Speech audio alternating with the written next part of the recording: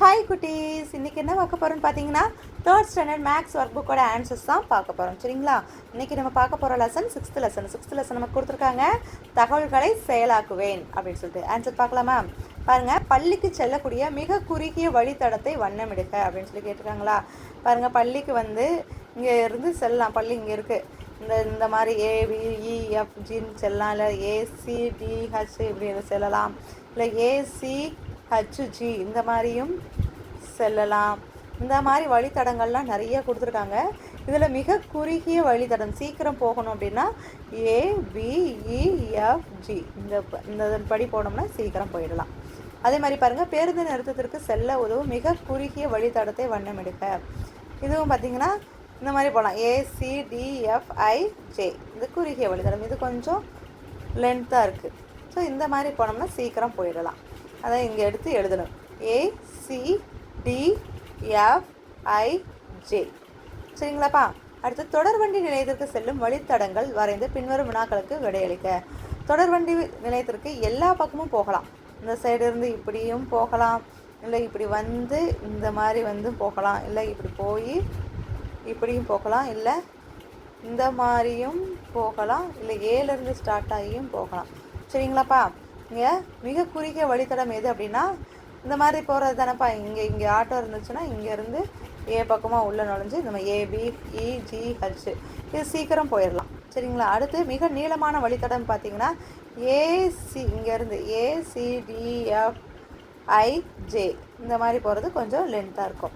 அடுத்து, மற்ற வழித்தடங்கள்னால் இந்த இதை எழுதணும். CABEGH இல்லை CDFIJ இந்த மாதிரி எழுதலாம், இல்லை CDEGH இந்த மாதிரி எது வேணாலும் எழுதிக்கலாம். புரியுதுங்களா? அடுத்து பாருங்கள், கொடுக்கப்பட்டுள்ள வழிமுறைகளை பின்பற்றி சரியான பொம்மையை கண்டுபிடித்து வண்ணம் தீட்டுக. பாருங்கள், என்ன வழிமுறைகள் கொடுத்துருக்காங்கன்னா, பச்சை வட்டத்திலிருந்து தொடங்குக. இங்கே பச்சை வட்டத்திலிருந்து ஸ்டார்ட் பண்ணணும். இடதுபுறம் திரும்பி 3 கட்டங்கள் செல்லுக. இப்போ இங்கேருந்து ஸ்டார்ட் பண்ணால் இதானப்பா இடது கையே. இதிலேருந்து 1 2 3 இங்கே நிற்பாங்க. ஆமாம் தானே?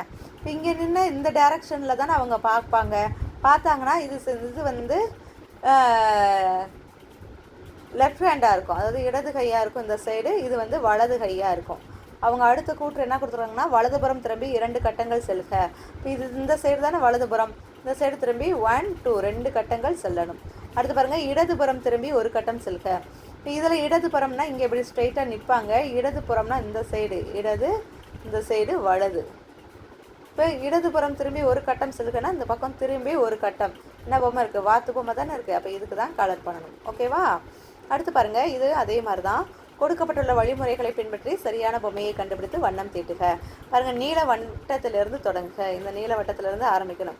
இது இடதுபுறம், இது வலதுபுறம். சரிங்களா? அவங்க கேட்டிருக்கிறது இடதுபுறம் திரும்பி 2 கட்டங்கள் செல்க. இப்போ இடதுபுறம் இந்த சைடு திரும்பி 1 2 2 கட்டங்கள் வந்தாச்சு. இப்போ இங்கே நின்றுருக்காங்க அப்படின்னா இவங்களுக்கு இந்த சைடு என்னது இருக்கும்? இடதுபுறம் இருக்கும், இந்த சைடு வலதுபுறமாக இருக்கும். ஆமாம் தானேப்பா? இப்போ அவங்க என்ன கொடுக்குறாங்க? வலதுபுறம் திரும்பி 3 கட்டங்கள் செல்க. இப்போ வலதுபுறம் திரும்பியாச்சுன்னா 3 கட்டங்கள் 1 2 3. இப்போ இங்கே நின்றுருப்பாங்க. இங்கே நிற்கக்கூடியவங்களுக்கு இந்த சைடு வலதாக இருக்கும், இந்த சைடு இடதாக இருக்கும். ஆமாம் தானேப்பா? இப்போ அவங்க அடுத்து வலதுபுறம் திரும்பி 1 கட்டம் செல்க.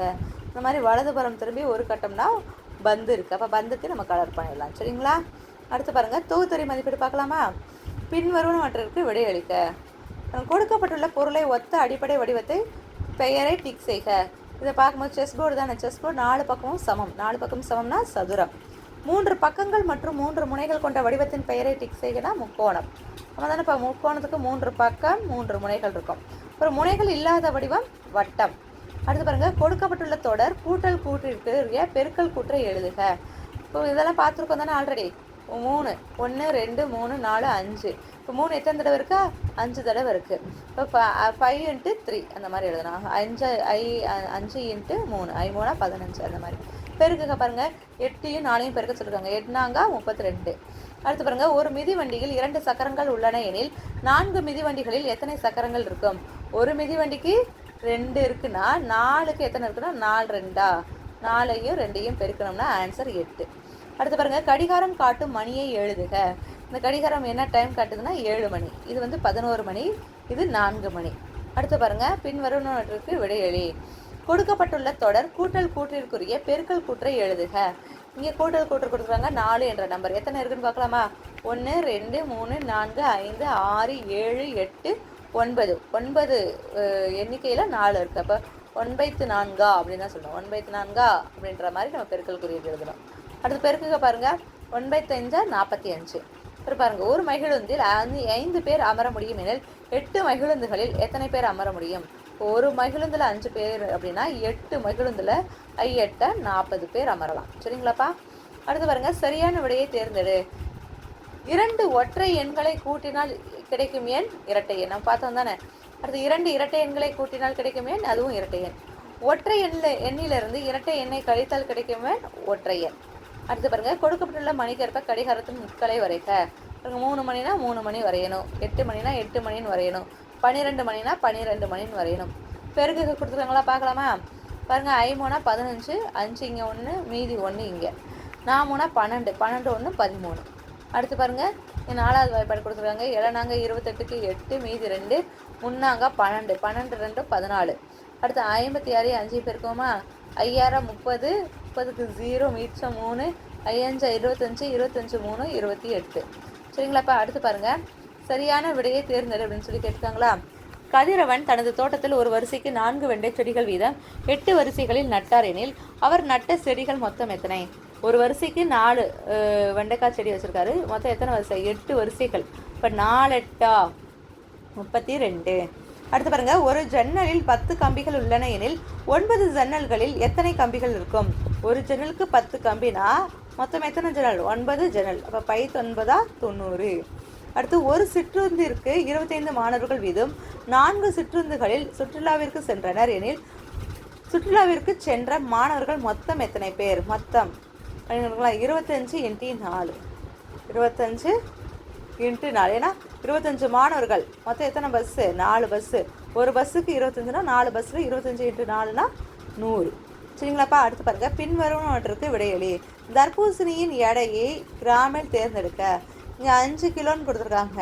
அப்போ கிராமில் பார்த்தோம்னா 5000 கிராம். அது மாதிரி தராசு தட்டு சமநிலையை அடைய வேண்டுமெனில் வலது பக்க தட்டில் வைக்க வேண்டிய எடைக்கல்லை தேர்ந்தெடு. இங்கே 2000 கிராம் கொடுத்துருக்காங்க. அப்போ 2 கிலோகிராம் எடுத்து நம்ம இந்த தட்டில் வைக்கணும். அடுத்து பாருங்கள், சரியான கூற்றை தேர்ந்தெடு. 4 கிலோகிராம் என்பதை 4000 கிராம் என்றும் குறிப்பிடலாம். ஆமாம் தானேப்பா? மற்றதெல்லாம் பாருங்கள், 1000 கிலோகிராம் என்பது 1 கிலோகிராம் என்று குறிப்பிடலாம் அப்படின்னு சொல்லி கொடுத்துருக்காங்க. அதாவது 1000 கிலோகிராம் வராது, 1000 கிராம் தான் 1 கிலோகிராம். ஆனால் இங்கே 1000 கிலோகிராம் 1 கிலோகிராம் சொல்லி கொடுத்துருக்காங்க. அடுத்து 500 கிராம் என்பதை 5 கிலோகிராம் சொல்லி கொடுத்துருக்காங்க. இப்போ 500 வராது, 5000 கிராம் தானேப்பா 5 கிலோகிராம். அடுத்து 2 கிலோகிராம் என்பதை 200 கிராம். இப்போ 200 கிராம் என்பது தப்பு, 2000 கிராம் என்பதும் குறிப்பிடலாம். இதுதான் சரி. அப்போ இதில் இருக்கிறதுலே சரியானது இதெல்லாம் தப்பு தான். ஆன்சர் இதெல்லாம் தப்பு. கூற்று சரியான கூற்று 4 கிலோகிராம் என்பதை 4000 கிராம் என்றும் குறிப்பிடலாம். இதுதான் சரியான கூற்று. சரிங்களாப்பா? அடுத்து பாருங்கள், நூலகத்திற்கு செல்ல வழித்தடங்கள் வரைந்து பின்வரும் வினாக்களுக்கு விடையளி. பாருங்கள், நூலகத்துக்கு இந்த பையன் போகணும், எப்படி போகலான்னு பார்த்தீங்கன்னா அதே மாதிரி தான் நம்ம ஆல்ரெடி பார்த்தோம்ல, ABEGH, அதே மாதிரி எந்த பக்கம் வேணாலும் நம்ம போகலாம். இதுலேயே கொஸ்டின் கேட்டிருக்காங்க, மிக குறுகிய வழித்தடம் எது அப்படின்னா நம்ம சொன்னது தான் இது. இந்த மாதிரி இதுவும் குறுகியது தான்ப்பா. சியில் ஸ்டார்ட் பண்ணி CDEH, இதுவுமே ஷார்ட்டாக இருக்குது, அதே மாதிரி இதுவுமே ஷார்ட் தான். சரிங்களாப்பா? அடுத்து பாருங்கள், மிக நீளமான வழித்தடம் அது இங்கேருந்து ஸ்டார்ட் ஆகும். ACDEF IJ இந்த மாதிரி, இல்லாட்டி IH இந்த மாதிரியும் அதிக நேரம் ஆகும். அடுத்து பாருங்கள், மற்ற வழித்தடங்கள் என்னவாக இருக்கோ அதில் இருக்கக்கூடிய லெட்டர் எடுத்து நீங்கள் இந்த இடத்துல ஃபில் பண்ணிக்கலாம். அடுத்து பாருங்கப்பா, சாரி அவ்வளோதான். இப்போ இந்த இதில் இன்றைக்கி உண்டான ஆன்சர்ஸ் தான் பார்த்தாச்சு, இந்த லெசனில் இருக்கக்கூடியது. இதில் ஏதாவது டவுட் இருந்துச்சுன்னா கமெண்ட் செக்ஷனில் கமெண்ட் பண்ணுங்கள். ஓகேவா? தேங்க்யூ.